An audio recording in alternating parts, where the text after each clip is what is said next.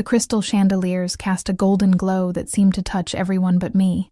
I stood in the corner of the ballroom, my back pressed against the wall as if I could somehow dissolve into the cream-colored wallpaper. The champagne in my glass had gone flat, much like my hopes for the evening. I hadn't wanted to come to this charity gala in the first place, but my roommate Liv had insisted. "You need to network, Emma," she'd said, thrusting the invitation at me. "My cousin can't go, and these tickets cost a fortune. You've been hiding since that disaster with Jason. It's been 6 months. 6 months since I'd discovered my fiancé had been leading a double life. 6 months of working double shifts at the upscale restaurant downtown to make rent after moving out of our shared apartment. 6 months of feeling invisible. And tonight I was quite literally invisible, despite the black dress I'd splurged on. Simple but elegant. Hugging what few curves I had, not a single person had approached me in the 2 hours I'd been here. Liv had disappeared with some hedge fund manager 30 minutes after arrival. I took another sip of warm champagne and winced. The ballroom of the Meridian Hotel hummed with conversation and laughter. The air thick with expensive perfume and the scent of money. Women dripped with diamonds, and men in tailored suits exchanged business cards along with practiced smiles. Everyone seemed to know exactly where they belonged. Everyone except me. A waiter passed by, and I placed my glass on his tray, ready to find Liv and tell her I was leaving.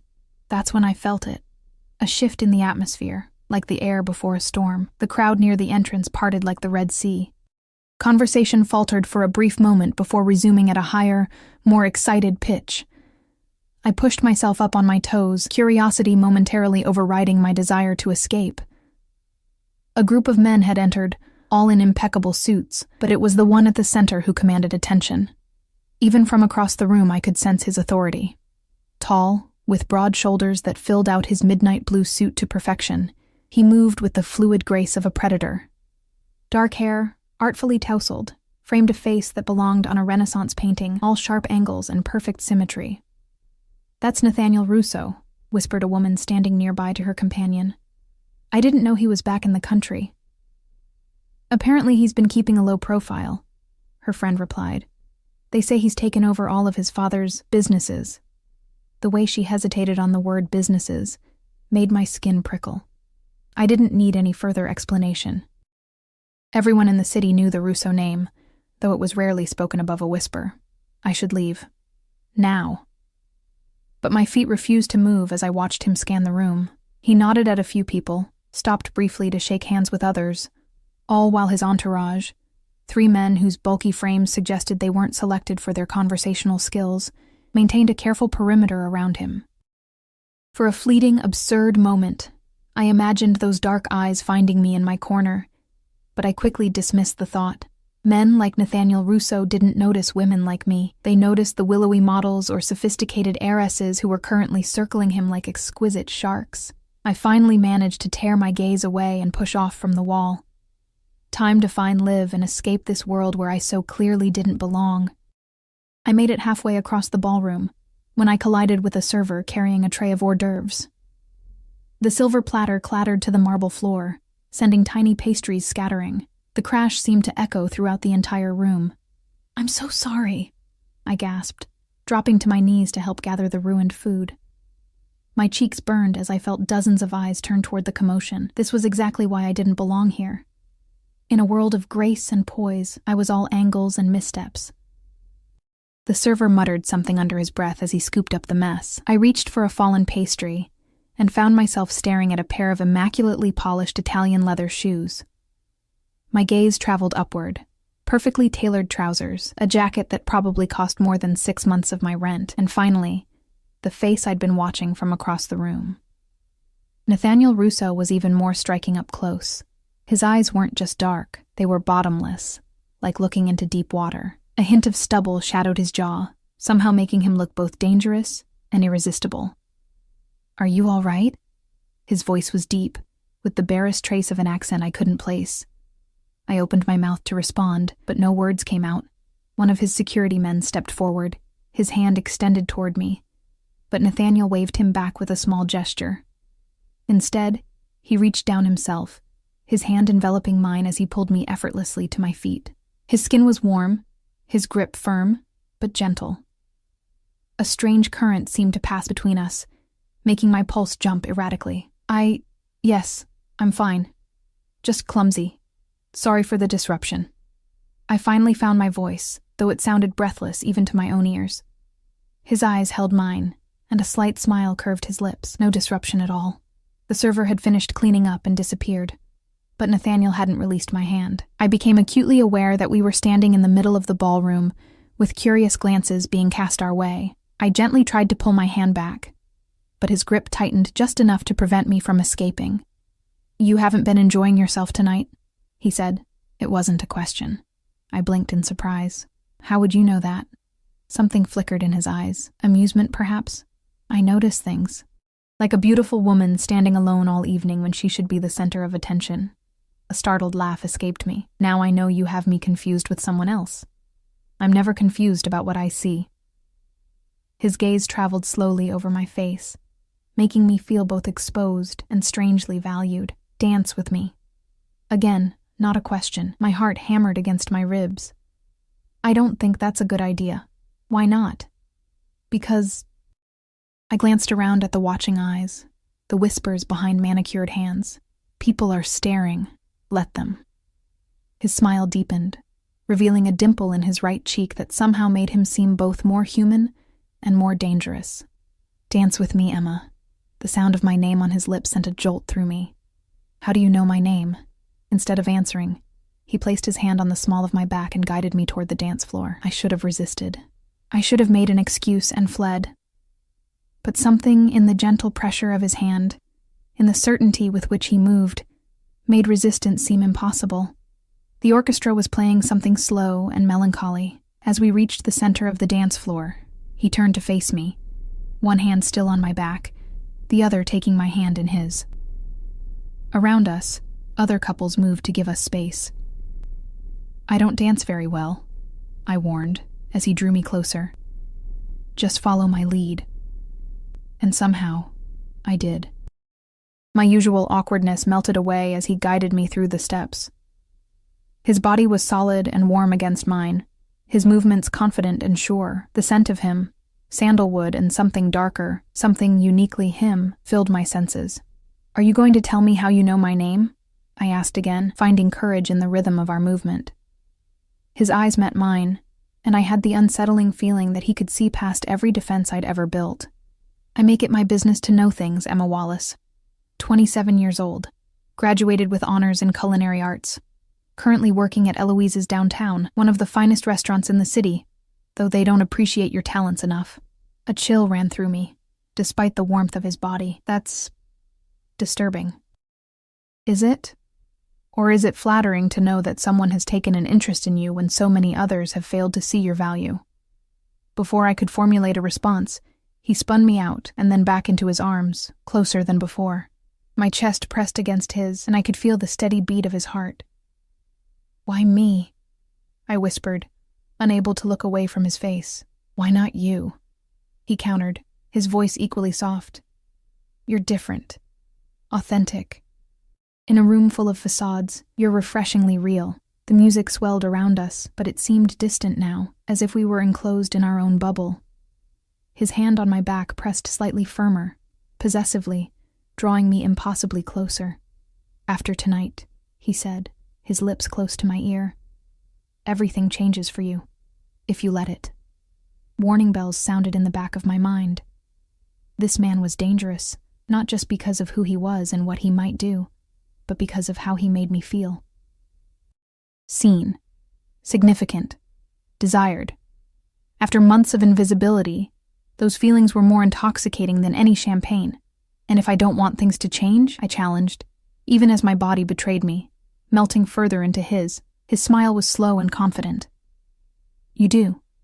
I can feel it." His hand slid from my back to my waist, his fingers splaying possessively. "Besides, it's already too late." The music ended, but he didn't release me. Around us, people were watching openly now, whispering behind their hands. I spotted Liv across the room, her eyes wide with shock. "I should go," I said, reality intruding on the strange spell he had cast. "Should you?" He finally loosened his hold, but kept his hand on my waist. Or should you stay and see what happens next? I opened my mouth to make an excuse, to retreat to safety, when a man in a dark suit approached, leaning close to Nathaniel's ear. Something in Nathaniel's expression changed, hardened, before he nodded once. He turned back to me, and for a moment, I thought I glimpsed regret in his eyes. It seems business requires my attention. But this isn't over, Emma. He reached up, brushing a strand of hair from my face with surprising gentleness. I'll have someone drive you home. That's not necessary. It wasn't an offer. His tone remained soft, but there was steel beneath it. He signaled to one of his men, who stepped forward. Franco will see you safely home. And Emma? He leaned closer, his lips brushing my ear. Lock your doors tonight. I'd hate for anything to happen to you before I see you again. With that cryptic warning, he pressed something into my hand, a small, heavy card, and then he was gone, moving through the crowd with his men flanking him. I looked down at what he'd given me, a business card, heavy stock, with just a phone number embossed in gold. Liv appeared at my side, breathless with excitement and concern. Emma? What the actual hell? Do you know who that was? I nodded slowly, my fingertips tracing the embossed number on the card. Nathaniel Russo. Not just Nathaniel Russo, the Nathaniel Russo. His family practically owns half the city. They say he's... She lowered her voice. Dangerous. I looked toward the door where he had disappeared, still feeling the ghost of his touch on my skin, the warmth of his breath on my ear. I know, I whispered, clutching the card tighter. And that was exactly what terrified me. Not just who he was, but the fact that despite everything I knew about him, everything I should fear, all I wanted was to see him again.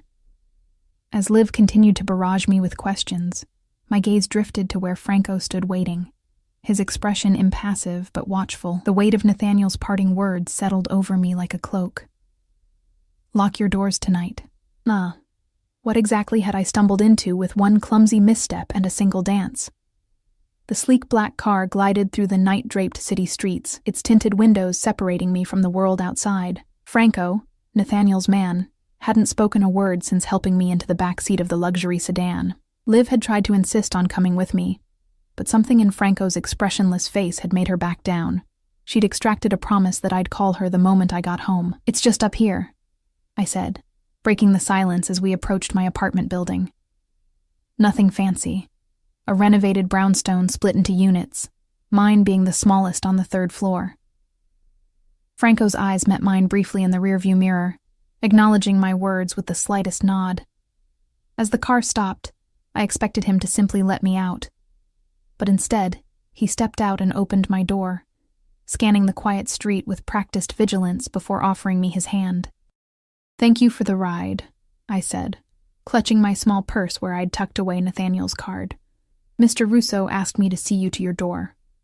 His voice was surprisingly gentle for a man his size. I wanted to refuse, to maintain some small semblance of control over this bizarre evening, but the memory of Nathaniel's warning echoed in my mind. I nodded and led the way into the building. Franco followed me up the 3 flights of stairs, his footfalls nearly silent behind me. At my door, I turned, expecting him to leave, but he gestured for my keys. I need to check inside first. I blinked. Excuse me? Mr. Russo's instructions were clear. I need to make sure your apartment is secure before I leave. A chill ran down my spine. Why wouldn't it be secure? Franco's expression remained unchanged.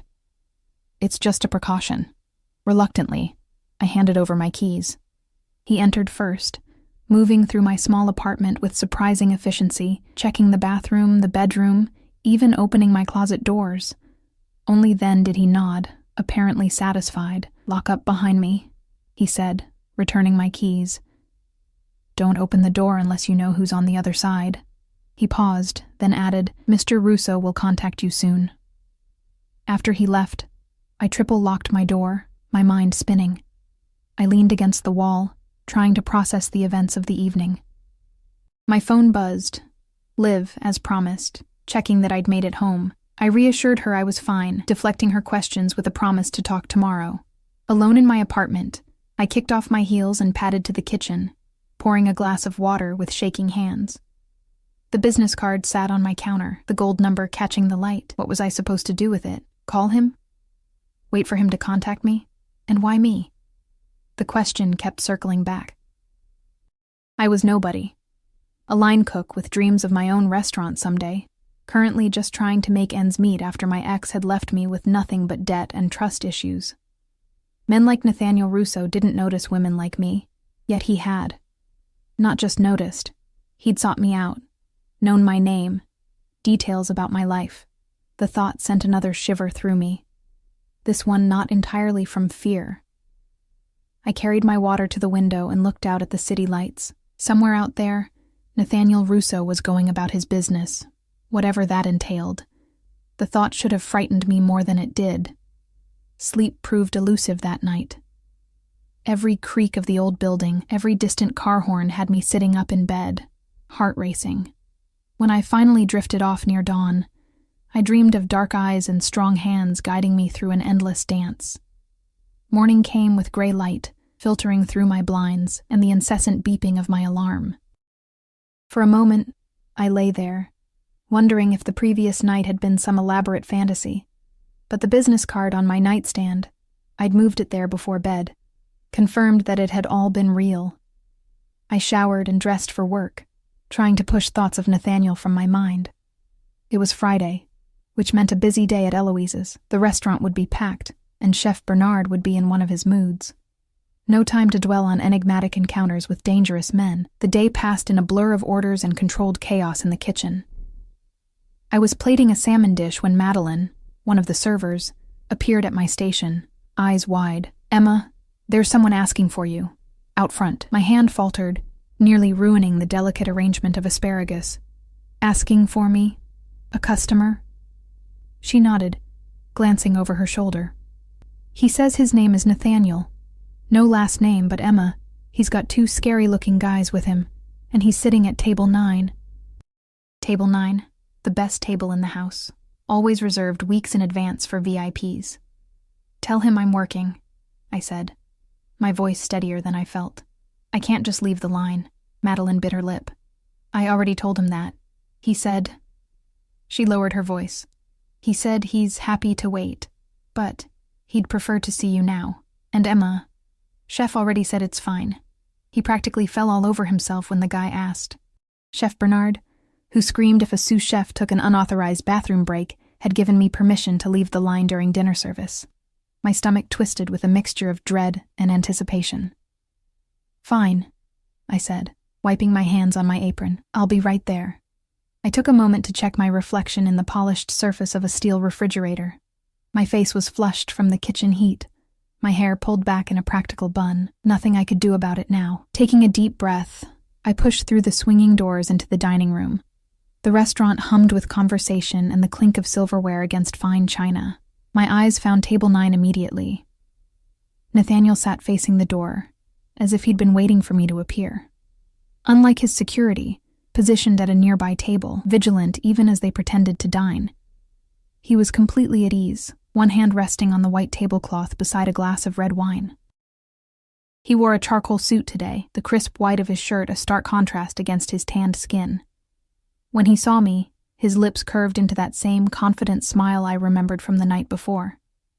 He didn't wave or call me over. He simply watched me approach, his gaze never leaving mine. "Mr. Russo," I said when I reached his table, conscious of the curious glances from nearby diners.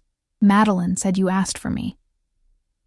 "Nathaniel," he corrected, gesturing to the chair across from him. "Please sit down. I'm working. And I've already cleared it with your chef. Please, Emma. Just for a moment."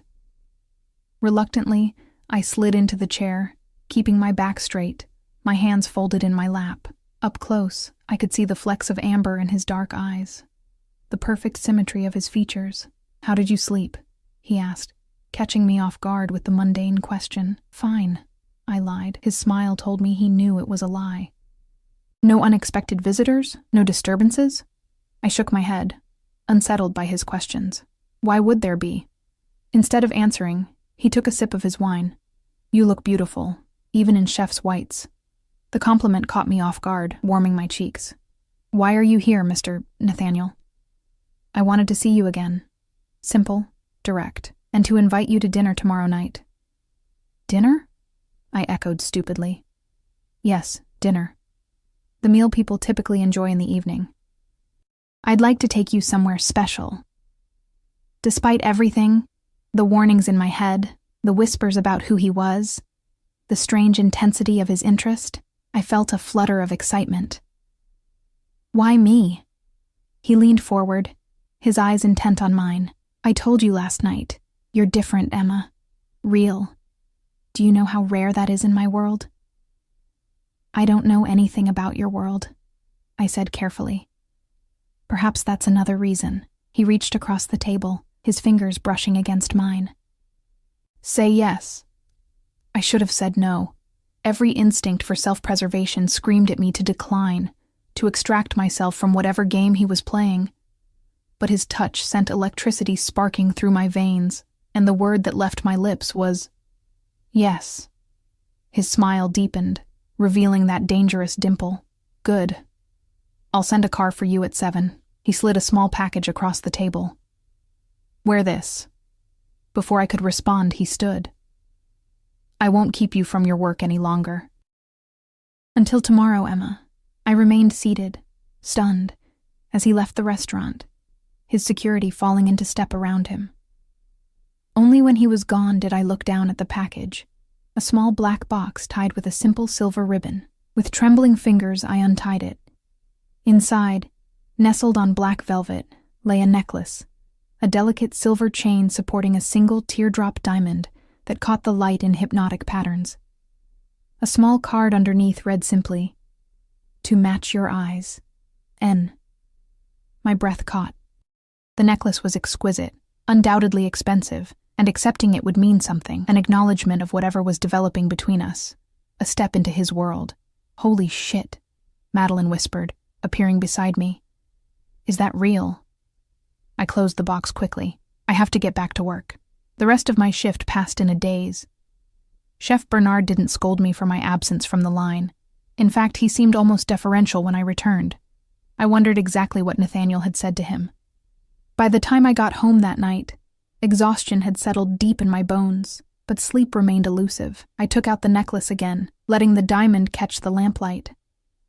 To accept such a gift from a man I barely knew, a man with Nathaniel's reputation, seemed foolish at best, dangerous at worst, yet I couldn't bring myself to put it away. My phone rang, startling me. Unknown number. My heart jumped to my throat as I answered. Hello? Did you like it? Nathaniel's voice was low, intimate in the darkness of my apartment. I clutched the phone tighter. It's beautiful, but I can't accept something like this. Why not? Because it's too much, too expensive, too meaningful for someone you just met. He chuckled softly. It's a necklace, Emma, not a proposal. And it's nowhere near the value of what I intend to give you. A shiver ran through me. What does that mean? It means I see your potential, even if you don't yet. It means I want to know you better. It means tomorrow night is just the beginning. I swallowed hard. Beginning of what? That depends on you. His voice dropped lower. Are your doors locked, Emma? The abrupt change of subject caught me off guard. Yes, but... Good. Keep them that way. There was a pause, and I heard voices in the background. I have to go. Sweet dreams, Emma. The line went dead, leaving me staring at the phone, the necklace still clutched in my other hand. What was I getting myself into? Saturday dawned bright and clear, but my mind was anything but. I spent the day alternating between anticipation and anxiety, changing my outfit a dozen times before settling on a simple black dress, different from the one I'd worn to the gala, but equally understated. At 6:30, I finally relented and fastened the diamond necklace around my throat. The stone rested just at the hollow of my collarbone, cool against my skin. At precisely 7:00, my buzzer rang. I expected Franco, but when I opened the door, Nathaniel himself stood there, a bouquet of white roses in one hand. He wore a black suit, impeccably tailored, the jacket open to reveal a charcoal shirt underneath, no tie, the top buttons undone, offering a glimpse of tanned skin. His eyes traveled slowly from my face to the necklace, then lower, taking in the dress, before returning to meet my gaze. Something like satisfaction flickered in his expression. "Perfect," he murmured, stepping forward to hand me the roses. His scent enveloped me, that same intoxicating blend of sandalwood and something uniquely him. "You're stunning, Emma." "Thank you," I managed, taking the flowers. "I didn't expect you to come yourself." He smiled, the expression transforming his face from merely handsome to breathtaking. "For you, I make exceptions to many rules." As I put the roses in water, I was acutely aware of him moving around my small apartment, taking in the modest furnishings, the collection of cookbooks, the few personal photographs. "You live alone?" he observed. Not a question. "Yes."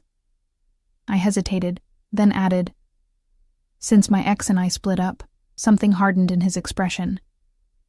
"The one who cheated on you." I stilled. "How did you know that?" "As I said, I make it my business to know things about people who interest me." He moved closer, his gaze intent. "He was a fool. Anyone who had you and didn't value it deserves to lose everything." The vehemence in his voice should have alarmed me. Instead, it sent a thrill of dark pleasure through me. "Well, he's gone now." "Good." Nathaniel reached out, his fingers brushing against the diamond at my throat. "This suits you. Though nothing could enhance your beauty." His touch lingered, warm against my skin. I found myself leaning into it, drawn by some magnetic force I couldn't explain or resist. "We should go," I said, my voice barely above a whisper. Before what?"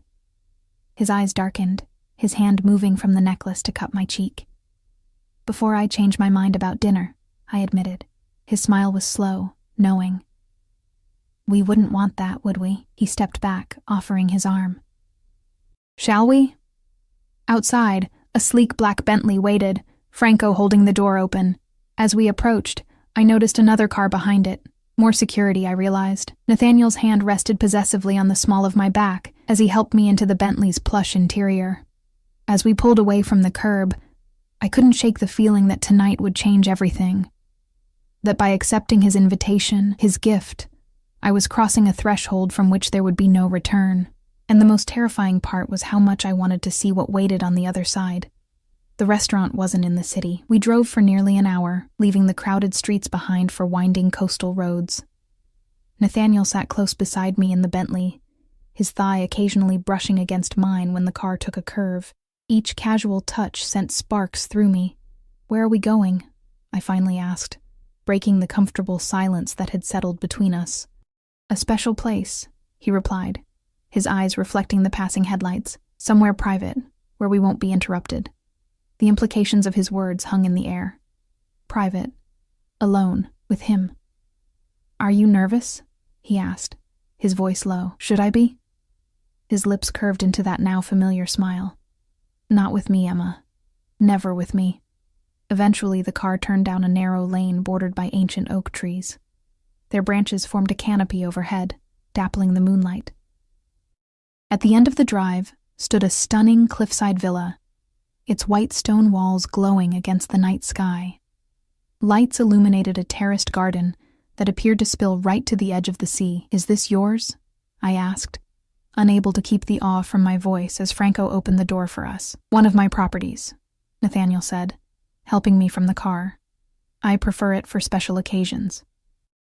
His hand returned to the small of my back, warm and possessive, as he guided me toward the entrance. The massive wooden doors swung open before we reached them, revealing a slender man in a black suit. "Good evening, Mr. Russo," he said, bowing slightly. "Everything is prepared as you requested." "Thank you, Joseph." Nathaniel's tone was cordial, but carried an unmistakable note of authority. We stepped into a soaring entryway, marble floors gleaming beneath a crystal chandelier. The villa was a perfect blend of old-world elegance and modern luxury, with arched doorways leading to glimpses of sumptuous rooms beyond. Joseph disappeared, and I realized we were now completely alone. No security visible, though I had no doubt they were nearby. "Come," Nathaniel said, taking my hand. "I want to show you something before dinner." He led me through the villa to a set of glass doors that opened onto a stone terrace. The night air was cool and salt-tinged, carrying the rhythmic sound of waves crashing against the cliffs below. The terrace had been transformed into a private dining paradise. A table set for two, surrounded by hundreds of candles and hurricane lamps that flickered in the gentle breeze. White roses, matching those he'd brought to my apartment, spilled from crystal vases. This is... Words failed me. Too much? He suggested. Watching my reaction carefully, I shook my head. Beautiful. Like something from a dream. His eyes softened as he looked at me. That's precisely what I wanted to give you tonight. A dream. He pulled out my chair, and I sat, still taking in the breathtaking setting. The table overlooked the ocean, the horizon a distant line where black sea met star-strewn sky. Joseph reappeared with a bottle of champagne, pouring 2 glasses before retreating silently. Nathaniel raised his glass. To new beginnings. I hesitated only briefly before touching my glass to his. To new beginnings. The champagne was exquisite, like liquid gold bubbling on my tongue. Nathaniel watched me over the rim of his glass, his eyes reflecting the candlelight. Tell me something you've never told anyone else, he said unexpectedly. The request caught me off guard. Why? Because I want to know you, Emma. Not the version of yourself that you show the world. The real you. I considered his request, taking another sip of champagne for courage. I sabotaged my ex-fiancé's application to culinary school, I admitted. We were both applying to the same prestigious program. There were only 2 spots available, and he'd been awful to me that week, criticizing my techniques, my ideas, so I may have accidentally spilled coffee on his application and then rewritten it with a few key errors. Nathaniel's eyebrows rose. And did he get in? No, but I did. He laughed then, a genuine sound of delight that transformed his face. Remind me never to cross you in the kitchen. Your turn, I said, emboldened by his reaction. Tell me something you've never told anyone. His smile faded slightly, his expression growing more contemplative. I never wanted to take over my father's business, he said after a moment. I wanted to study architecture. I designed this villa when I was 19. The confession surprised me. Why didn't you pursue it? Family obligations. His tone made it clear the subject was closed. We all make sacrifices for those we love, don't we? Before I could respond, Joseph returned with our first course. Delicate scallops nestled on beds of pureed cauliflower, garnished with microgreens and truffle oil. The presentation was exquisite, worthy of any Michelin-starred restaurant. Your chef is talented, I said after tasting the perfectly seared scallop. He should be. I hired him away from a 3-star restaurant in Paris. Nathaniel watched me appreciatively. Though I'd be interested in tasting your cooking sometime. The idea of cooking for him, for this man who could clearly afford the finest chefs in the world, made me nervous. I'm just a line cook. For now. His confidence in that statement was puzzling. But you dream of your own restaurant, don't you? I nodded, surprised again by how much he knew about me. Someday, when I can afford it. Dreams shouldn't wait for someday, Emma. The intensity of his gaze made me look away, out toward the darkness of the ocean. Not everyone has the luxury of making dreams reality whenever they want. Perhaps that could change for you. He reached across the table, his fingers tracing patterns on the back of my hand. If you allowed it. The implication was clear, and a mixture of emotions rolled through me. Temptation, wariness, excitement. I'm not looking for a benefactor, Nathaniel. And I'm not offering to be one. His fingers stilled against my skin. I'm offering much more than that. The meal continued with course after exquisite course, each more impressive than the last. Throughout dinner, our conversation flowed easily, punctuated by moments of charged silence. Nathaniel asked questions about my childhood, my ambitions, my favorite foods, seemingly mundane topics, yet he listened to my answers with such focused attention that I felt as though everything I said was fascinating to him. In turn, he shared carefully curated details about himself, his preference for Italian wines, his disdain for technology despite its usefulness, his collection of rare first editions. He spoke of traveling the world, but always returning to this coast, which he loved above all other places. What he didn't discuss was his business, his family beyond vague references, or the obvious wealth that surrounded him. Those subjects remained carefully cordoned off, and I didn't press. I already knew enough about the Russo name to understand there were questions better left unasked. After dessert, a deconstructed lemon tart that made me close my eyes in pleasure, Nathaniel stood and extended his hand. "Walk with me?" He led me down stone steps that wound from the terrace to a private beach cove below the villa. The sand was cool beneath my bare feet. I'd left my heels behind, and the moonlight cast everything in silver. The security team reappeared, maintaining a discreet distance as we walked along the shore. "Do they always follow you everywhere?" I asked, nodding toward the dark figures standing near the steps. "Always." He didn't seem bothered by their presence. "A necessary precaution in my position." "Because of your business?" I ventured carefully. Nathaniel stopped walking, turning to face me. The sea breeze ruffled his dark hair, and the moonlight carved shadows beneath his cheekbones. "Does it bother you? What you think you know about me?" I considered the question honestly. "I don't know what to think. I know what people say about your family, but I don't know what's true. And if it were all true..." His voice remained calm, but I sensed tension beneath the surface. "Would you be here with me now?" I should have said no. Any sane person would have. But standing there with him, the waves crashing nearby, the memory of his thoughtful questions and genuine laughter still fresh in my mind, I couldn't lie. "Yes, I think I would be." Something shifted in his expression. Relief, perhaps, or satisfaction.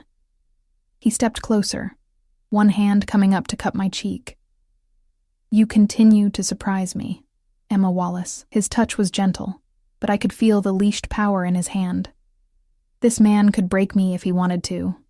Physically, financially, emotionally. Yet something told me he wouldn't, at least not intentionally. "Is that good or bad?" I asked, breathless from his proximity. "Very, very good." His thumb brushed across my bottom lip. "May I kiss you, Emma?" The formal request, so at odds with his commanding presence, made my heart flutter. "Yes," I whispered. His lips met mine with surprising gentleness, a question rather than a demand. I responded instantly, my hands finding their way to his chest, feeling the solid warmth of him through the fine fabric of his shirt.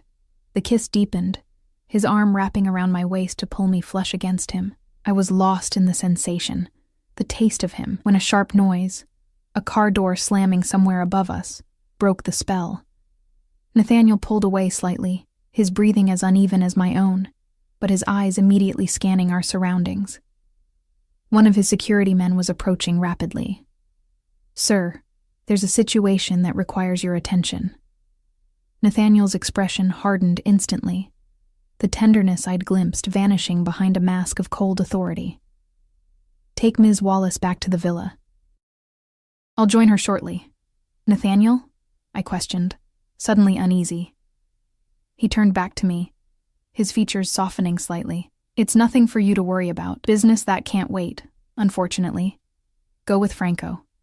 He'll see that you're comfortable until I return." Before I could protest, he pressed a swift, hard kiss to my lips, and then was striding away, already pulling a phone from his pocket.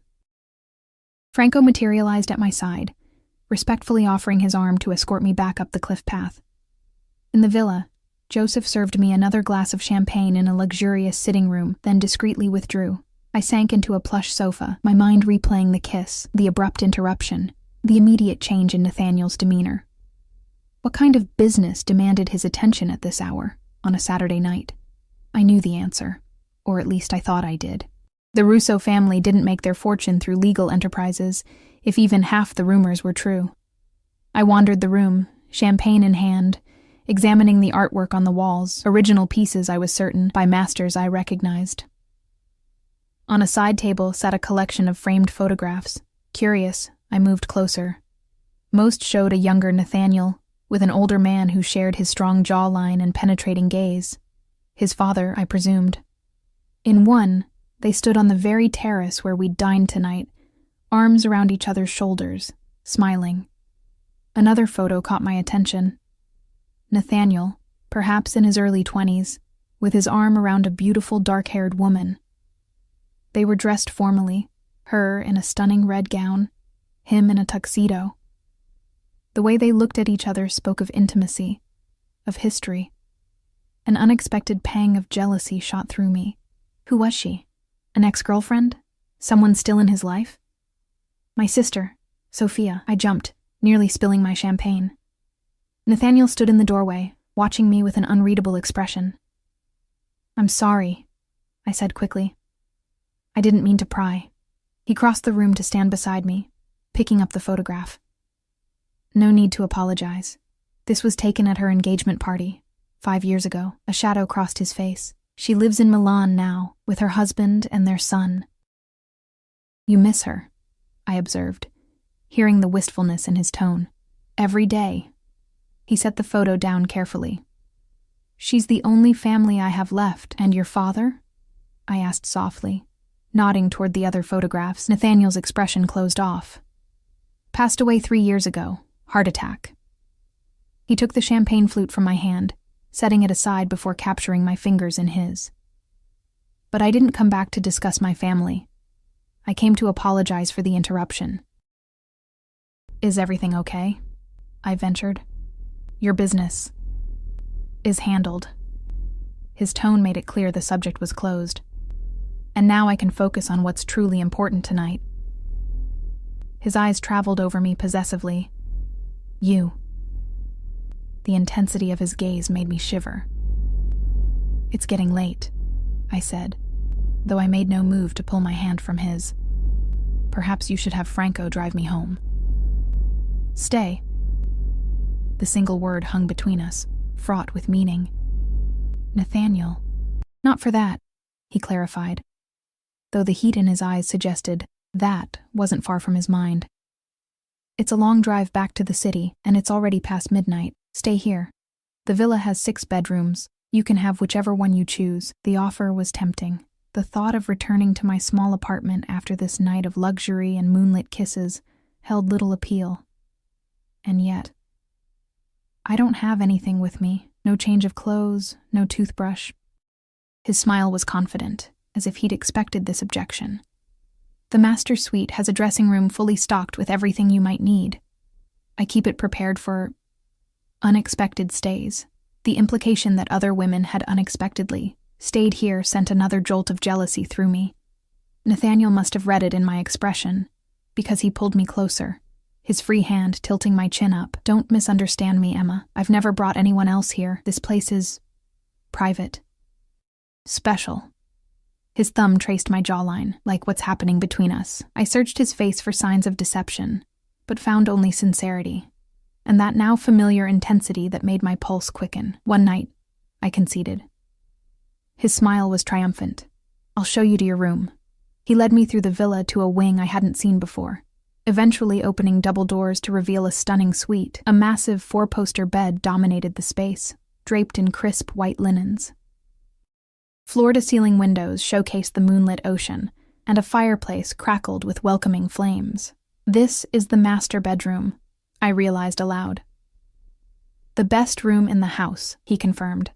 "Nothing but the best for you, Emma." He showed me the adjoining dressing room, where clothing in various sizes hung in perfect order, and the marble bathroom with its sunken tub and shower large enough for several people. "Everything you need should be here," he said, leaning against the doorframe as I explored the space. "If not, just call for Joseph." I turned to face him, suddenly aware that we were alone in his bedroom, the massive bed just feet away. "And where will you sleep?" "There are other bedrooms," he said, though his eyes told a different story. "Unless you'd prefer I stayed." My face flushed at his directness. "I think separate rooms would be best. For tonight." "For tonight," he repeated, a promise in the words. He pushed off from the doorframe and approached me slowly, like a predator stalking prey. But his touch, when he reached me, was gentle, his fingers skating along my bare shoulder, up my neck to cradle my face. "Sweet dreams, Emma." His kiss was brief but intense, leaving me breathless when he pulled away. At the door, he paused, looking back at me with an expression I couldn't quite decipher. "Lock this behind me," he instructed, his tone suddenly serious. "Don't open it for anyone but me." The second reminder about locked doors in as many days. "Are you expecting trouble?" Something flickered in his eyes. No. But in my world, it pays to be cautious. After he left, I did as he asked, turning the heavy lock with a decisive click. Alone in his bedroom, surrounded by luxury that spoke of unimaginable wealth, I finally allowed myself to consider exactly what I was doing. I was in the home, one of many, apparently, of Nathaniel Russo, a man whose family name was whispered with equal parts fear and respect throughout the city, a man who traveled with armed security, who received urgent business calls late at night, who spoke of caution and locked doors. A man who kissed me like I was essential to his existence, who looked at me like I was precious, who treated me with a care and attention I'd never experienced before. As I slipped between sheets that probably cost more than a month of my rent, wearing a silk nightgown I'd found in the dressing room, I knew I should be more afraid than I was. Instead, I felt an intoxicating mix of excitement and anticipation. Whatever Nathaniel Russo was, whatever dangerous world he inhabited, I was already being drawn into its orbit.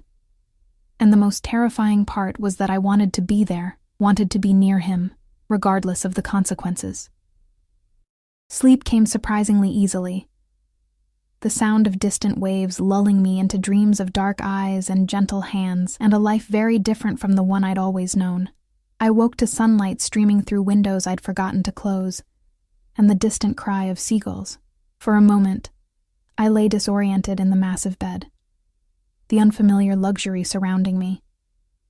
Then memories of the previous night came flooding back, the candlelit dinner, the moonlit beach, Nathaniel's kiss. The diamond necklace still rested against my throat. I hadn't taken it off before sleeping. My fingers touched it absently as I sat up, taking in the room in daylight. It was even more impressive than it had seemed last night, spacious and elegant, with views of the ocean stretching to the horizon. A soft knock at the door made me start. "Emma?" Nathaniel's voice, low and measured. "Are you awake?" I pulled the silk sheets higher, suddenly conscious of wearing only the borrowed nightgown. "Yes." "Just a moment." In the dressing room, I found a simple white robe hanging beside the nightgowns and slipped it on before unlocking the door. Nathaniel stood in the hallway, dressed casually in dark jeans and a light blue button-down shirt with the sleeves rolled to his elbows. He looked younger somehow, less intimidating than in his suits, though no less handsome. His hair was slightly damp, as if he'd recently showered. "Good morning," he said, his eyes moving appreciatively over me in a way that made heat rise to my cheeks. "I hope you slept well. Better than I have in months," I admitted. It was true. The bed had been like sleeping on a cloud, and for once no anxieties had plagued my dreams. "I'm glad." He held out a steaming mug. "Coffee, black with 1 sugar, right?" I took it, surprised. "How did you—" "I pay attention." His smile was warm as he leaned against the doorframe. "I've had breakfast prepared on the terrace if you're hungry, and there are clothes in the dressing room that should fit you. Take your time. I'll wait downstairs." Before I could respond, he turned and walked away, leaving me staring after him, the casual domesticity of the moment, him bringing me coffee exactly as I liked it, breakfast waiting, felt strangely intimate, as if we'd been together for years instead of having just met. I showered in the luxurious bathroom, the multiple shower heads pulsing hot water from all directions. Afterward, I found a sundress in the dressing room, pale blue linen, simple yet elegant. It fit perfectly, as did the delicate sandals I discovered nearby. I wondered if this was coincidence, or if Nathaniel had somehow anticipated my size in advance. Given what I was beginning to understand about him, I suspected the latter. Downstairs, I followed the sound of soft music to the terrace where we'd dined the night before. In daylight, the view was even more spectacular. Azure waters stretching to the horizon, the cliffs falling away to the private beach below, lush gardens cascading down the terraced hillside. Nathaniel stood at the stone balustrade, looking out at the ocean. He turned at the sound of my footsteps, and something in his expression as he took me in made my breath catch.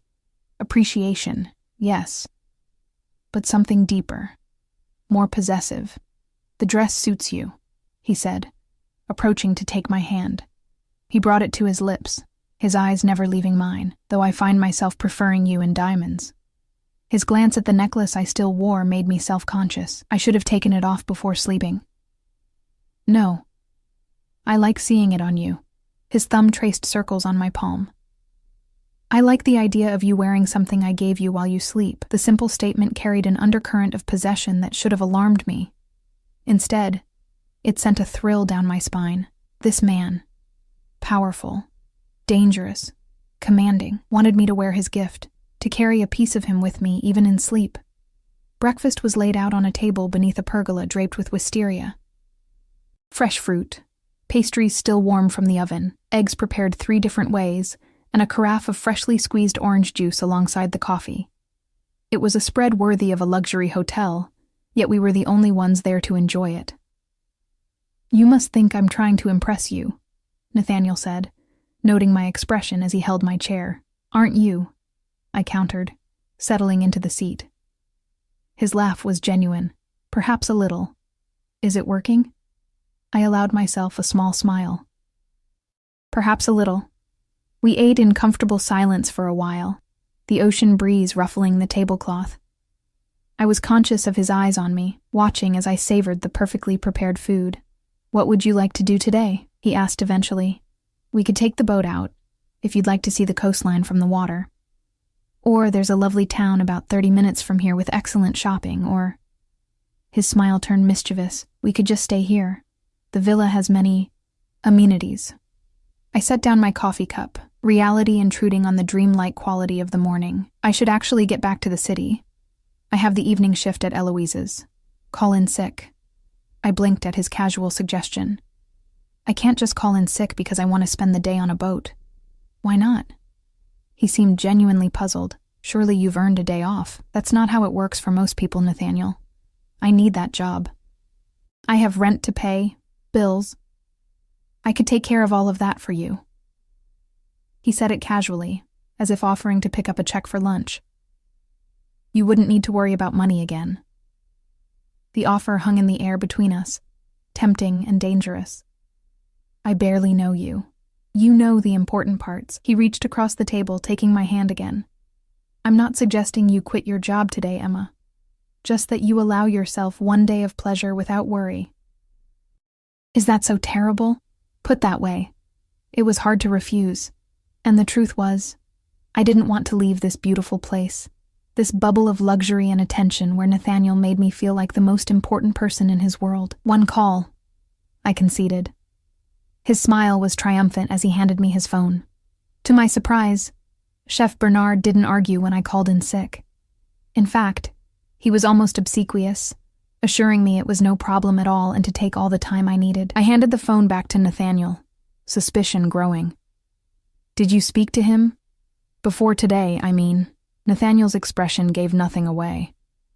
I may have mentioned that I'd appreciate his flexibility regarding your schedule. What does that mean? It means, he said, rising from his chair and coming around to pull me to my feet, that you are free to enjoy the day without worry. Now, about that boat.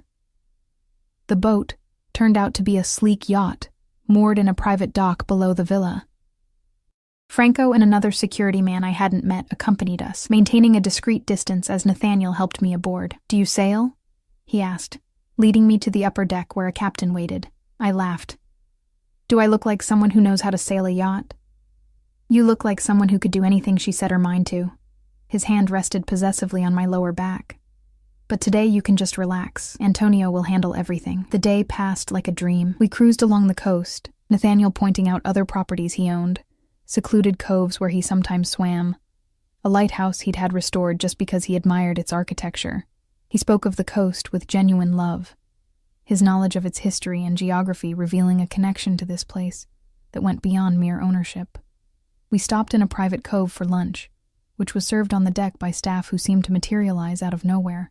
Afterward, Nathaniel suggested swimming, producing a selection of swimwear from a cabinet that, like the dressing room at the villa, seemed prepared for any eventuality. Do you always keep women's swimsuits on your yacht? I teased, selecting a modest black one-piece. His eyes darkened slightly. As I told you last night, Emma, I've never brought anyone else here. This is new for me, too. The simple admission, delivered with unexpected vulnerability, caught me off guard. I retreated to a cabin to change, my mind spinning with implications. If he was telling the truth, and something in his expression made me believe he was, then whatever was happening between us was as unusual for him as it was for me. Swimming in the crystal-clear water, the sun warm on my skin, Nathaniel's strong arms occasionally brushing against mine as we floated together, I felt myself falling deeper under his spell. He was attentive, intelligent, genuinely interested in my thoughts and dreams. When I spoke of my ambition to own my own restaurant someday, he asked insightful questions about my vision, my preferred cuisine, how I would design the space. "You could do it now, you know," he said, as we lounged on the yacht's deck afterward, the sun beginning its descent toward the horizon. "Open your own place. There's a location in the West District that would be perfect. A former bistro with an excellent kitchen already installed. It's been vacant for months." I sat up, pushing my damp hair from my face. "How do you know about that?" "I own the building." He said it casually, his eyes half closed against the sun. "You own half the city," I muttered. He chuckled. "Not quite half. A significant portion, though." He reached out, his fingers tracing a drop of water down my arm. "The space could be yours. Renovated however you like, ready to open within a month." The offer was so tempting that for a moment I couldn't breathe. My own restaurant. My dream, suddenly within reach. But reality quickly reasserted itself. I can't afford to lease a space in the West District, let alone renovate and staff a restaurant. "I'm not talking about you leasing it." His eyes opened fully now, focused on mine with that intense gaze that seemed to see right through me. "I'm talking about giving it to you." I stared at him. "Why would you do that?" "Because I can." He sat up, moving closer until his face was inches from mine. "Because I want to see you succeed. Because you have extraordinary talent that's being wasted at Eloise's." His hand came up to cup my cheek. "Because I want to see you smile the way you're smiling right now at the mere thought of it." My heart raced. No one had ever believed in me like this. Offered me something so perfectly aligned with my dreams. It was overwhelming and suspicious. "What would you want in return?" I asked, my voice barely above a whisper. His thumb brushed over my bottom lip. "Just you, Emma. Your time, your attention, your trust." "My trust," I repeated, searching his face. "That's a lot to ask from someone in your position." Understanding flickered in his eyes. He knew exactly what I was asking. "I would never hurt you, Emma. Never betray your trust. What I do, who I am, that part of my life would never touch you. Can you really promise that?" Instead of answering, he leaned forward and kissed me. Unlike our first kiss on the beach, this one held nothing back. His lips claimed mine with passionate intensity, his hand sliding into my hair to hold me in place as his mouth moved over mine. I responded with equal fervor, my arms wrapping around his neck, my body arching toward his. When he finally pulled away, we were both breathing hard. "I can promise to protect you," he said, his voice rough with desire. "With everything I have, with my life if necessary." The vehemence in his voice should have frightened me. Instead, it sent a thrill of dark pleasure through me. This powerful, dangerous man was offering me not just material things, a restaurant, financial security, but his protection, his focus, his devotion. Was that what I saw in his eyes? "I don't need your protection," I said, trying to maintain some semblance of independence despite the way my body still hummed from his kiss. His smile held no humor. "Everyone needs protection in this world, Emma. You just haven't realized it yet." We returned to the villa as the sun was setting, casting golden light across the cliffs. Despite my protests that I needed to return to the city for work the next day, Nathaniel convinced me to stay for dinner. "One more meal," he'd said, his fingers entwined with mine. "Then I'll have you driven back tonight if that's what you truly want." I agreed, telling myself it was the promise of another exquisite meal rather than the reluctance to leave his side that swayed me. While I showered and changed into a simple black dress I found in the seemingly endless dressing room, Nathaniel took a business call. I could hear the low murmur of his voice from the bedroom, his tone different from when he spoke to me. Harder, more commanding, a reminder of who he really was outside this romantic bubble we'd created. Dinner was served in a different location this time, a more intimate setting in a glass-walled room that jutted out over the cliff edge, giving the impression of dining suspended above the sea. Candles again. Soft music. White roses. Nathaniel waiting for me with that now familiar look of appreciation and hunger. The conversation flowed as easily as the wine, but there was an undercurrent of tension between us now, a sense of decisions pending. I hadn't given him an answer about the restaurant, and he hadn't pressed, but the offer hung between us, tantalizing and complicated. "Come back to the city with me tonight," I said impulsively as dessert was served. "See my world for a change." Surprise flickered across his face. "Your apartment?" I nodded. "It's small and nothing special, but it's mine. I want you to see it. Really see it. Not just the quick impression you got yesterday." He considered this, his head tilting slightly. "You want me to understand where you come from?" "Yes." I reached across the table, taking his hand in a reversal of our usual dynamic. "If whatever this is between us is going to continue, you should know me. The real me, not just who I am when surrounded by all this." I gestured at the luxury enveloping us. Something softened in his expression. "I'd like that." After dinner, while arrangements were being made for our return to the city, I wandered onto the terrace for one last look at the moonlit ocean. The night was clear, stars scattered across the velvet sky, the sea a dark, shifting presence below. I sensed rather than heard Nathaniel join me.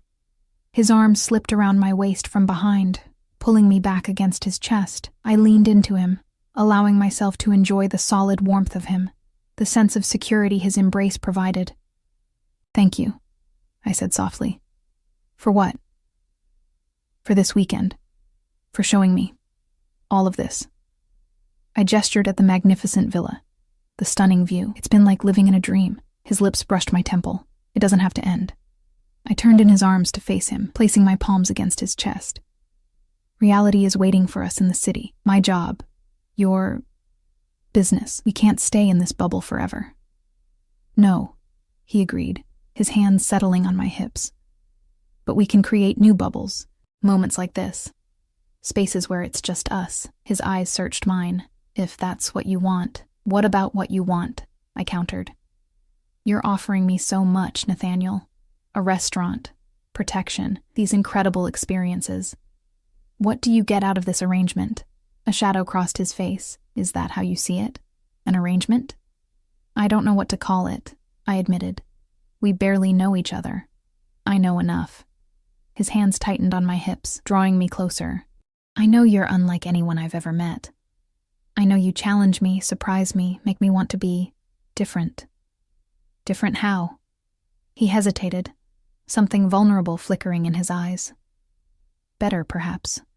More worthy of someone like you." The admission stunned me. This man, powerful, wealthy, commanding, thought he needed to be worthy of me? Before I could respond, one of his security men appeared at the terrace entrance. "The cars are ready, sir." Nathaniel nodded, his expression closing off slightly. "We'll be right there." The drive back to the city was mostly silent, but not uncomfortably so. Nathaniel sat close beside me in the Bentley, his hand resting possessively on my thigh. Occasionally he would receive texts, his expression hardening momentarily before returning his attention to me. The outside world was already intruding on our idyll. When we reached my apartment building, Franco and the other security man did a sweep of the area before allowing Nathaniel to escort me inside. I felt self-conscious as we climbed the 3 flights of stairs, acutely aware of the peeling paint in the hallway, the flickering fluorescent light on the second-floor landing. My apartment, which had always seemed cozy rather than small to me, suddenly looked shabby through Nathaniel's eyes, or so I imagined. The second-hand furniture, the cramped kitchen, the view of the brick wall of the building next door rather than an ocean panorama. But if Nathaniel was judging, he showed no sign of it. He moved through my space with genuine interest, examining the cookbook collection on my shelves, the few family photos on my walls, the small herb garden struggling to survive on my kitchen windowsill. "It's very you," he said finally, turning to face me with a smile that seemed entirely sincere, warm, inviting, full of potential. Relief flooded me. "It's not much, but it's perfect," he interrupted, closing the distance between us. "Because it's yours." His kiss was gentle at first, but quickly deepened into something more urgent. My hands found their way under his jacket, feeling the warmth of him through his shirt. His own hands pulled me tight against him, one tangling in my hair, the other at the small of my back. When we broke apart, both breathing hard, a question hung silently between us. Stay or go? My bedroom door was visible from where we stood, the decision seemingly simple yet fraught with implications. Nathaniel's phone buzzed in his pocket.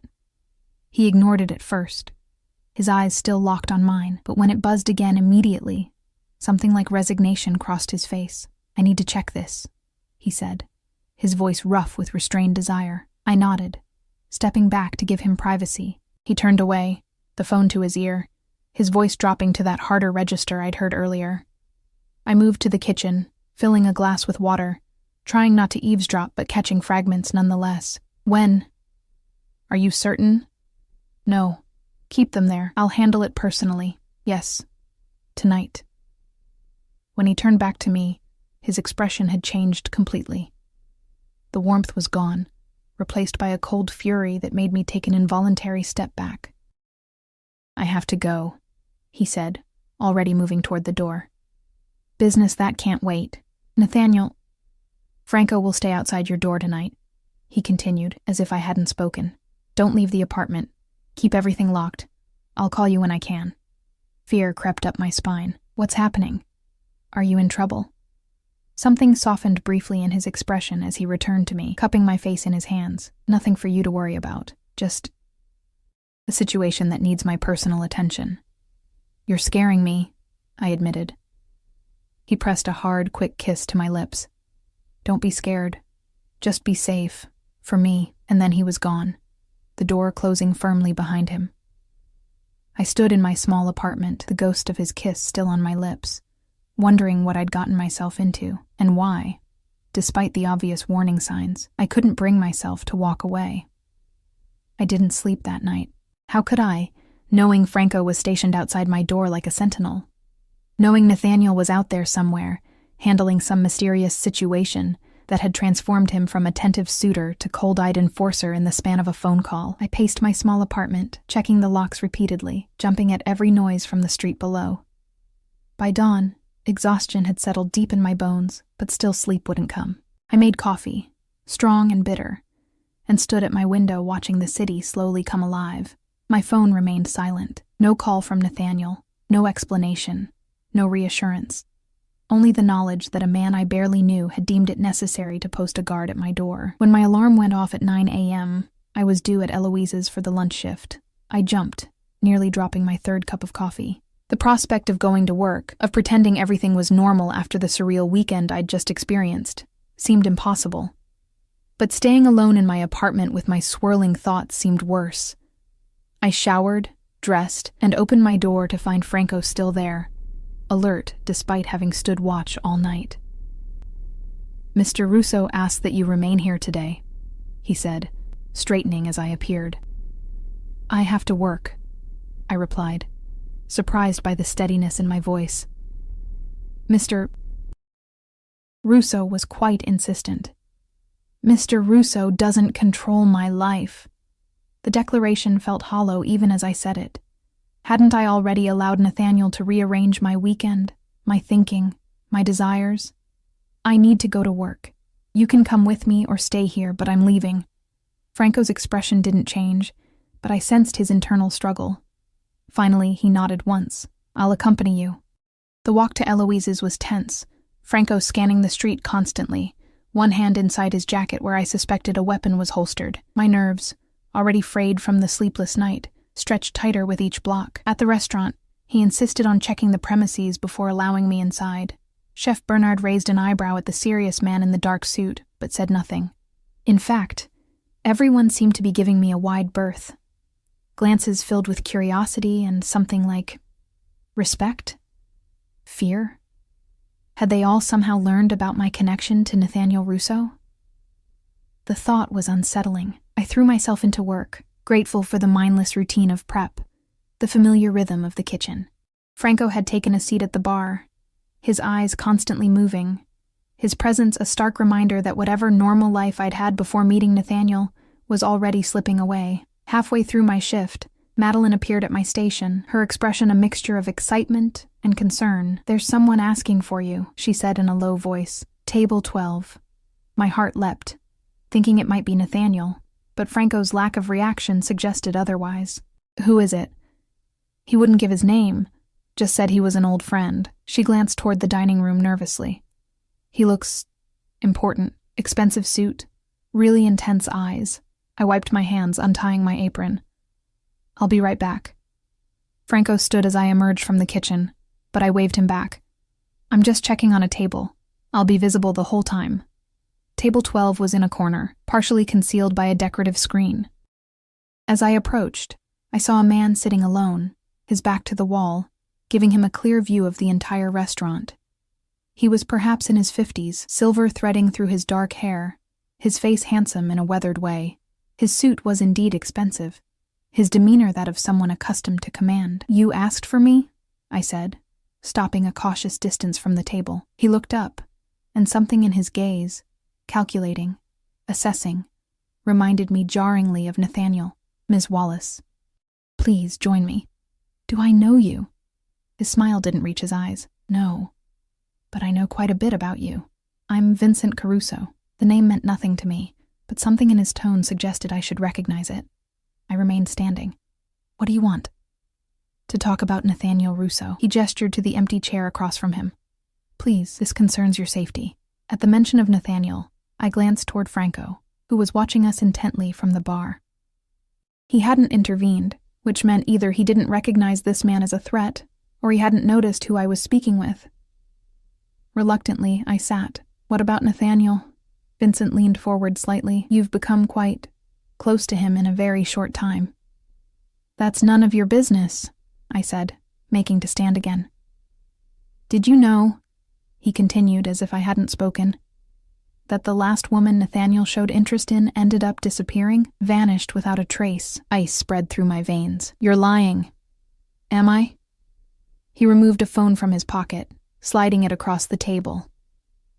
On the screen was a photo of a beautiful blonde woman, smiling at the camera. Valerie Klein.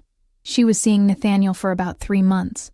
Then she started asking questions about his business, about certain inconsistencies she'd noticed. She disappeared 2 days later. I pushed the phone back toward him, my hand trembling slightly. "Why are you telling me this?" "Because Nathaniel Russo is not who you think he is." Vincent's voice dropped lower. "He's dangerous, Ms. Wallace, not just because of his business dealings, but because of what he's become. His father was ruthless but fair. Nathaniel," he shook his head, "he's unpredictable, volatile, and he's developed an unhealthy obsession with you." "How do you know anything about me?" I demanded, fear giving way to anger. "My business interests occasionally overlap with the Russo families. We've been competitors for many years." He produced a business card, sliding it across the table like he had the phone. "If you ever need help, if you ever feel unsafe, call this number, day or night." Before I could respond, I sensed movement beside the table. Franco had appeared, his expression hard as he stared down at Vincent. "Mr. Caruso," he said, his tone flat. Mr. Russo would consider this conversation unwelcome. Vincent smiled thinly, standing and buttoning his jacket. "I was just leaving." He turned to me, his expression grave. "Remember what I said, Ms. Wallace. The offer stands." After he left, Franco turned to me. "What did he want?" I hesitated, the business card clutched in my palm. "Just to talk." "About Mr. Russo." It wasn't a question. Franco's eyes narrowed. "Mr. Caruso and Mr. Russo are not friends, Emma. You would be wise to stay away from him." "I didn't seek him out," I said defensively. "He came here, and now he's gone." Franco's tone softened slightly. "For your own safety, you should tell Mr. Russo about this conversation when he returns. When, not if." The simple word provided a measure of reassurance I hadn't realized I needed. "When will that be?" "Soon." Franco checked his watch. "Are you finished with your shift?" "Mr. Russo asked that I bring you to the penthouse when you're done." "The penthouse?" "His residence in the city. I thought of my small apartment, the sleepless night I'd spent there, the lingering fear that had followed me all day. Then I thought of Vincent Caruso's warnings. The photo of the blonde woman, the implication that Nathaniel was somehow responsible for her disappearance. Who should I trust? The man who had swept into my life with gifts and promises, who made me feel seen and valued in a way no one ever had before. Or the stranger with grave warnings and talk of disappearances. "I'll need to go home first," I said finally. "To change clothes." Franco nodded. "Of course." At my apartment, I quickly packed an overnight bag, my mind still spinning with Vincent's accusations. I slipped his business card into my wallet, not sure why I was keeping it, but unable to throw it away. The drive to Nathaniel's penthouse took us to the most exclusive part of the city, a gleaming tower of glass and steel overlooking the river. Security was extensive, a guarded gate to the private parking area, keycard access to the elevator, cameras everywhere. Franco used a code to access the penthouse level, the elevator opening directly into a marble-floored foyer. "Mr. Russo will be back soon," Franco said, showing me into a massive living area with floor-to-ceiling windows showcasing the spectacular city view. "Make yourself comfortable. There's food in the kitchen if you're hungry." After he left, I wandered through the space, taking in the sleek, modern decor. Unlike the coastal villa with its old-world charm, the penthouse was all clean lines and minimalist design. It felt like a showplace rather than a home. Impressive but impersonal. The only hint of the man who lived here came from a wall of bookshelves filled with leather-bound volumes, and a baby grand piano in one corner, sheet music open on the stand. I ran my fingers over the keys, wondering if Nathaniel played or if it was just for show. Chopin, Nocturne in E-flat major. I spun around to find Nathaniel standing in the doorway, watching me.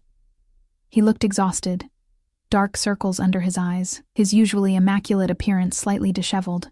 Still handsome, still commanding, but visibly worn. "You play?" I asked, my heart racing at the sight of him. "When I need to think." He crossed the room, stopping a few feet away as if uncertain of his welcome. "I'm sorry about last night." "You left without explanation," I said, trying to keep the hurt from my voice. "You put a guard at my door and disappeared. I had no choice."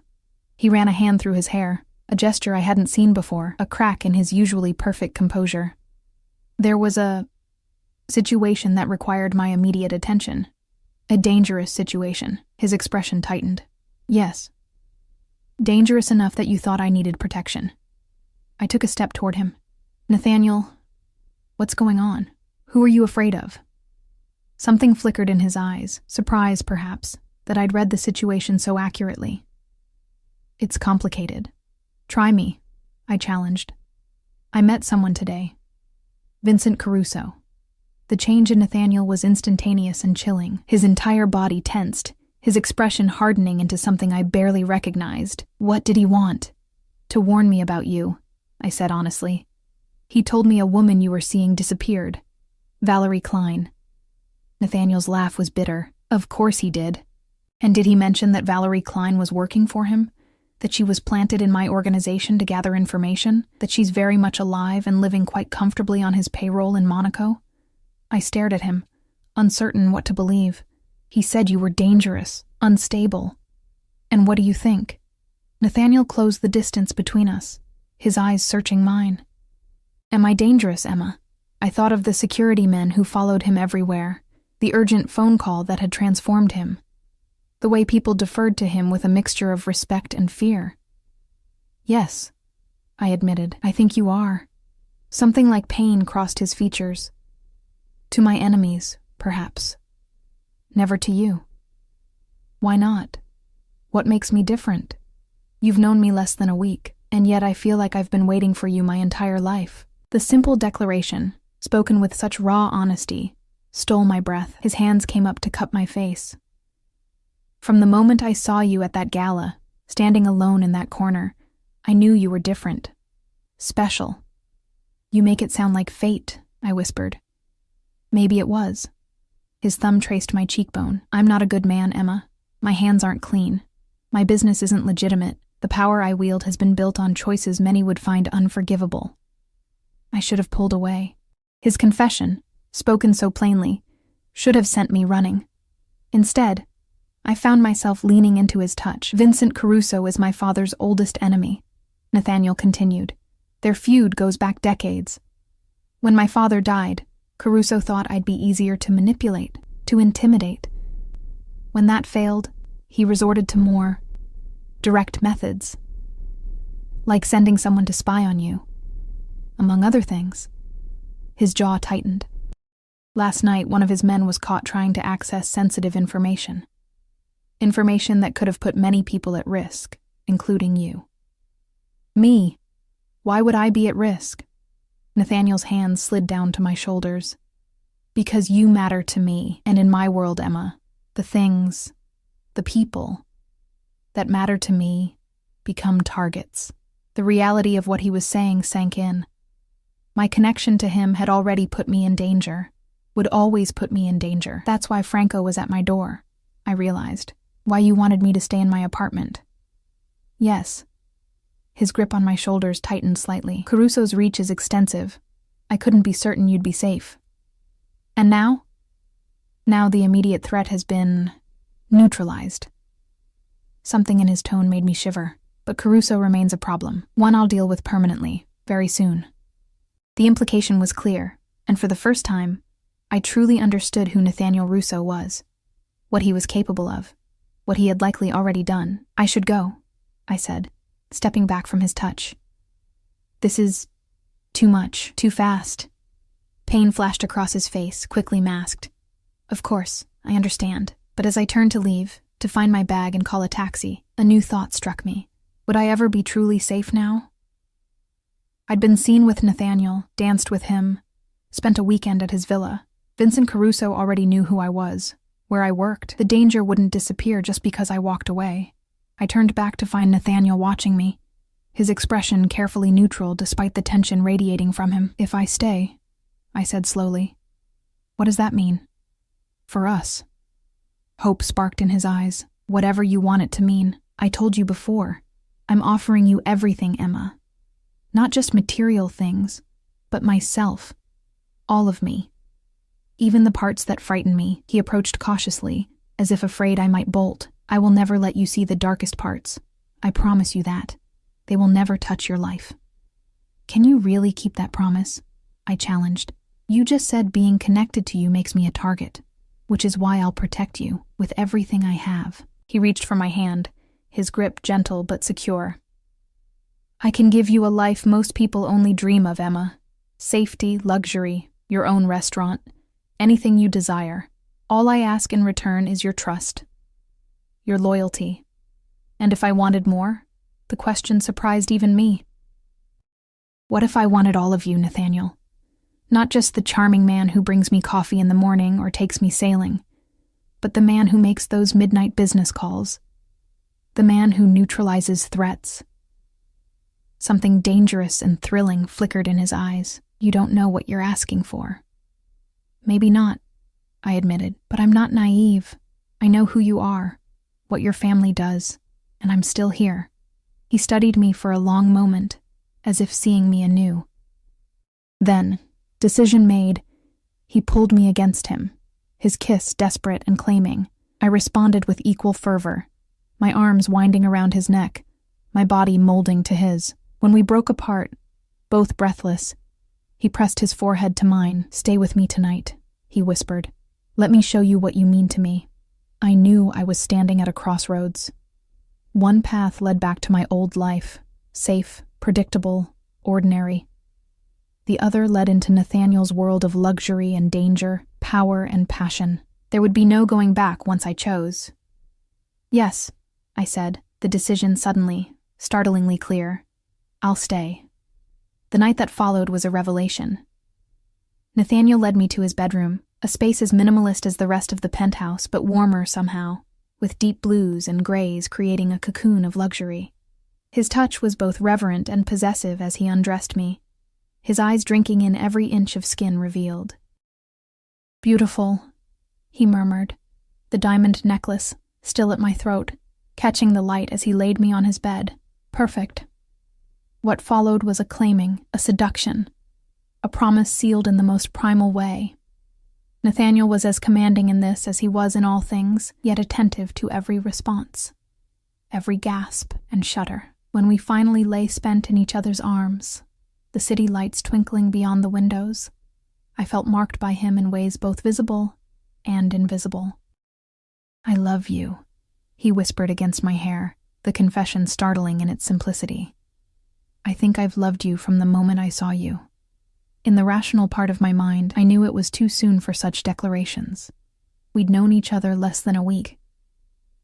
And yet, something about it rang true, this connection that had formed so quickly, so intensely between us. "I think I might love you too," I admitted, my voice soft in the darkness. As crazy as that sounds, his arms tightened around me. Not crazy, fated.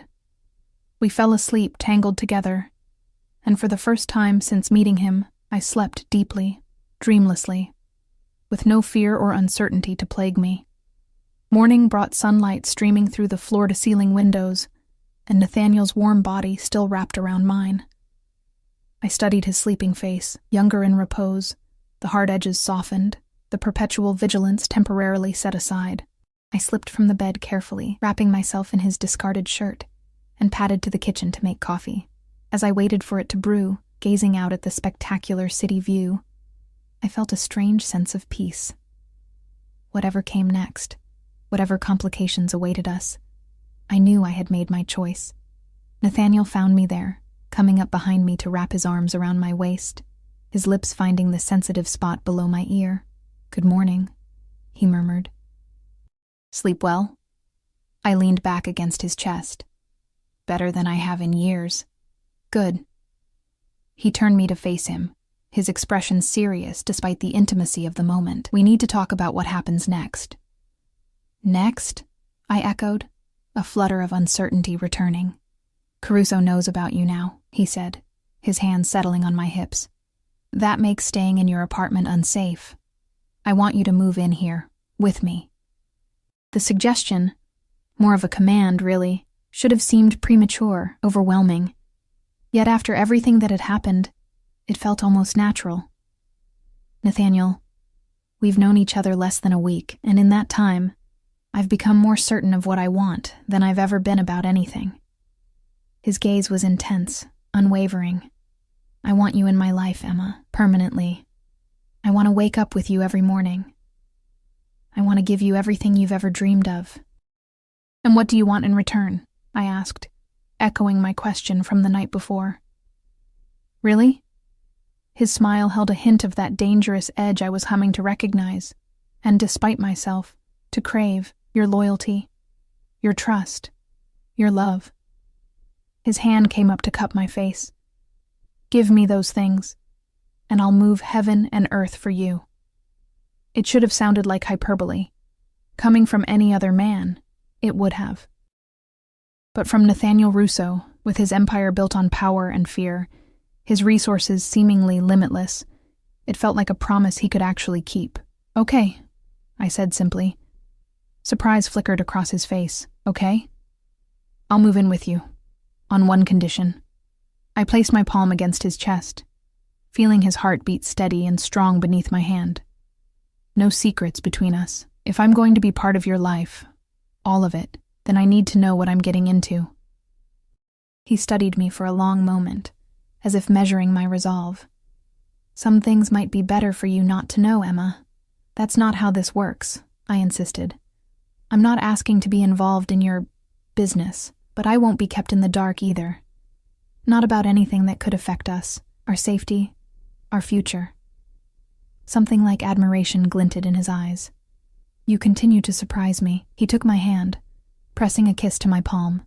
"No secrets, I promise." And in that moment, standing in his kitchen wrapped in his shirt, the diamond he'd given me still at my throat, I believed him. Whatever darkness lurked in Nathaniel Russo's world, whatever dangers we might face, we would face them together. "Now," he said, his expression lightening as he pulled me closer. "About that restaurant in the West District." 6 months later. "Are you ready?" Nathaniel asked, his hand warm at the small of my back as we stood outside the sleek glass doors. The sign above them read simply, "Emma's, in elegant script. I took a deep breath, smoothing the front of my chef's jacket. As I'll ever be. He turned me to face him, pride evident in his eyes. You've created something extraordinary here. Everyone is going to love it. I hope so. I glanced over his shoulder at the crowd gathering on the sidewalk. Food critics, local celebrities, influential bloggers, all waiting for the grand opening of the city's newest upscale restaurant. My restaurant. True to his word, Nathaniel had given me the building in the West District, along with a generous budget for renovations and staffing. But everything else, the menu, the decor, the concept, had been mine alone. He'd been supportive but never interfering, offering suggestions only when asked, connections only when needed. The last 6 months had been a whirlwind of activity and change. Moving into Nathaniel's penthouse, planning the restaurant, slowly learning more about his world and his business. There had been challenges. Vincent Caruso had made one more attempt to warn me before mysteriously deciding to retire to Italy, his business interests in the city rapidly diminishing. I never asked Nathaniel directly what had happened, and he never volunteered the information. Some secrets I had learned were better kept. Our relationship had deepened in ways I hadn't thought possible in such a short time. Nathaniel remained possessive, protective, sometimes controlling, but always devoted. The diamond necklace he'd first given me had been joined by other gifts. A ring with a stone that made the necklace look modest by comparison, a key to a house on the coast near his villa, a trust fund in my name that ensured I would never want for anything again. But more precious than any material gift was the way he had opened his life to me, introducing me to his sister Sophia and her family, sharing stories of his childhood, even allowing me glimpses of the business that had made his family powerful. He kept his promise. No secrets between us, even when the truth was difficult or dangerous. You're thinking too hard, Nathaniel said now, his thumb brushing my cheek. Tonight is for celebrating. I smiled up at him, the anxiety receding at his touch. You're right. Behind him, I could see Franco and the other security men positioned strategically around the entrance. Some things hadn't changed. Nathaniel's caution, his insistence on protection. But I had come to find comfort in their presence rather than fear. Ready to open the doors? Nathaniel asked. I nodded, squaring my shoulders. Ready. As he stepped aside to let me do the honors, I caught a glimpse of my reflection in the glass doors. Confident, poised, draped in success and security. So different from the woman who had stood alone and invisible at that charity gala 6 months ago. Everyone had ignored me that night. Everyone except the most dangerous, most powerful man in the room, the man who had seen something in me worth claiming, worth protecting, worth loving, the man who now watched with pride and possession as I unlocked the doors to my dream, his hand never leaving my back, his presence a constant reminder of the choice I had made and would make again 1,000 times over. As the doors swung open and applause greeted us, Nathaniel leaned close, his lips brushing my ear. I told you everything would change if you let it. I turned to him, my smile matching his. For the better, I whispered back, before stepping forward to welcome the world into the life we had built together. A life balanced precariously between darkness and light, danger and security, power and love. A life that was, against all odds and expectations, perfectly ours.